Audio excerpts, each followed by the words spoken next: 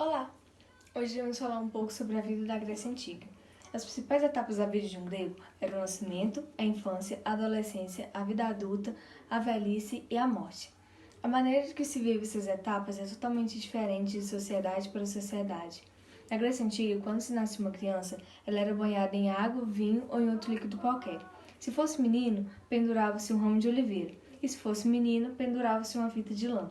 As famílias mais ricas comemoravam com grandes banquetes o nascimento de uma criança, enquanto famílias mais pobres se contentavam apenas em dar um nome à criança. Crianças podiam ser abandonadas pelos seus pais, mas muitas vezes os bebês que eles eram abandonados, eles eram adotados por outras pessoas. Em todas as fases da vida, existiam muitas diferenças entre homens e mulheres na Grécia Antiga. As mulheres geralmente eram confinadas em cômodos separados. As crianças eram mantidas em contato somente durante a primeira infância. Após isso, não poderiam, porque senão não seria considerado uma boa educação.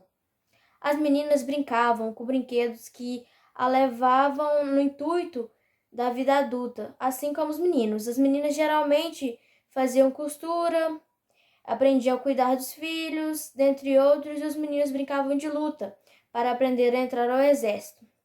Já na adolescência, as meninas iam cerimônias para se prepararem para os casamentos. E as meninas com mais condições poderiam tocar e dançar. Ao atingir a adolescência, as moças iam participar de cerimônias que as preparavam para o casamento. Já os rapazes iam para treinamento de guerra. Basicamente consistia em treinar a caça. E a educação deles consistia em conhecer as letras, as poesias e as retóricas.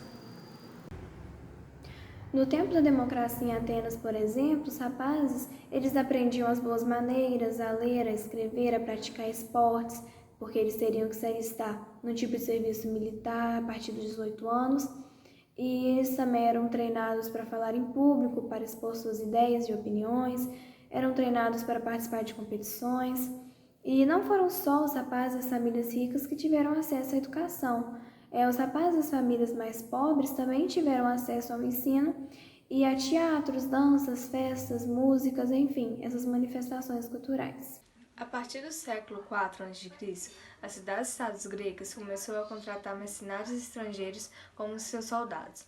E, como consequência, entre os futuros cidadãos, a importância da formação militar passou a ser mais vista como cerimonial do que prática, já que o exército já não era mais formado pelos cidadãos. Quando as crianças ficavam órfãs da mãe, o pai casava-se com outra mulher. Já as crianças que ficavam órfãs do pai, as mães cuidavam do filho com a ajuda de um homem da família que era chamado como tutor. Entre as famílias de posse, o casamento era considerado uma aliança do bem. Geralmente, as meninas tinham de 15 a 20 anos e os homens 35 anos. Quando a família era mais pobre, a diferença era menor um pouco, mas geralmente os homens tinham de 35 a 40 anos. E eles não passavam a ser só os maridos das meninas, ou seja, mulheres no caso, mas também passavam a ser professores, porque além de marido, eles trabalhavam já no exército, já faziam parte do exército. E eles sabiam e tinham informações para passar a elas e ensiná-las. Sobre a reprodução, os gregos eles achavam assim que a palavra esperma, traduzido para o português, é semente.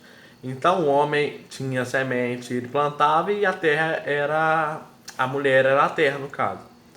E no caso, e quando a semente não germinava, eles colocavam a culpa na mulher, que a mulher não estava conseguindo cumprir sua função. E o homem, assim, podia se divorciar justificadamente. Apesar dos homens serem mais velhos que suas esposas e correrem muito risco de morrer na guerra, as mulheres também morriam com muita frequência nos trabalhos de parto, e os homens casavam-se com muita frequência e também haviam muitas viúvas. Por conta das doenças, especialmente, muitas pessoas da antiguidade não chegavam à velhice.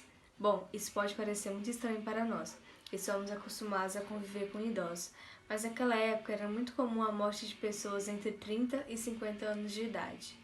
Não é de hoje diferenças sociais são tão profundas que pobres e ricos vivem em mundos diferentes, só que na mesma sociedade. O casamento na Grécia Antiga reproduzir a diferença entre rico e pobre. Esse camponês ou artesão tinha que trabalhar para sobreviver e casavam-se cedo.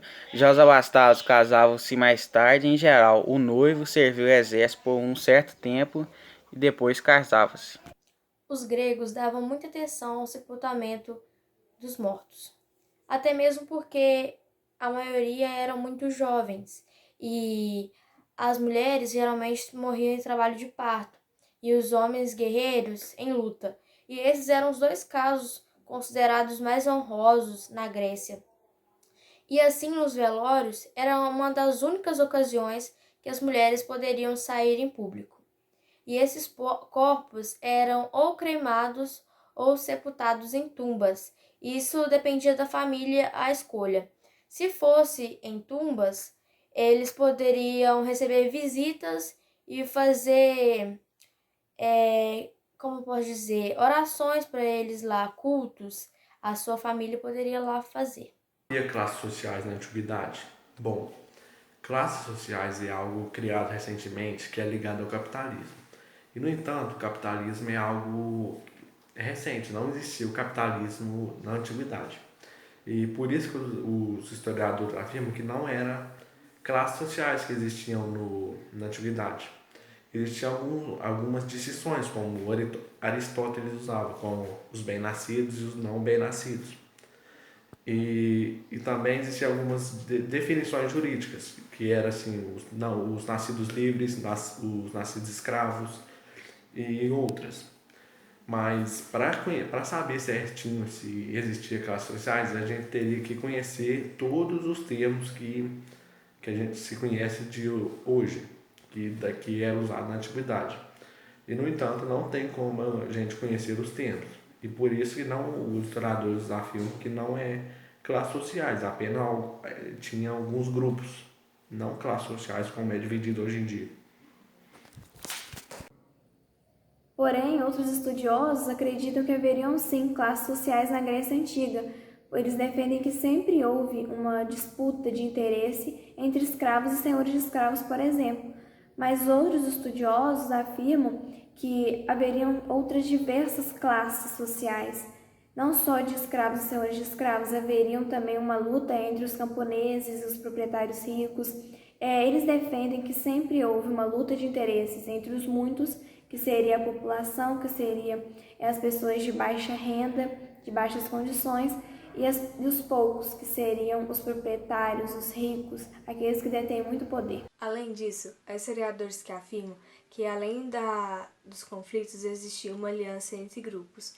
Isso tem sido visto como um indício de que não havia uma divisão bipolar no mundo antigo. Bom, a maneira de que o povo se manifestava era muito diferente da elite. Outros afirmam que existia sim uma divisão essencial entre apropriados e apropriadores. Uma oposição bipolar corresponde melhor aos conflitos na Grécia.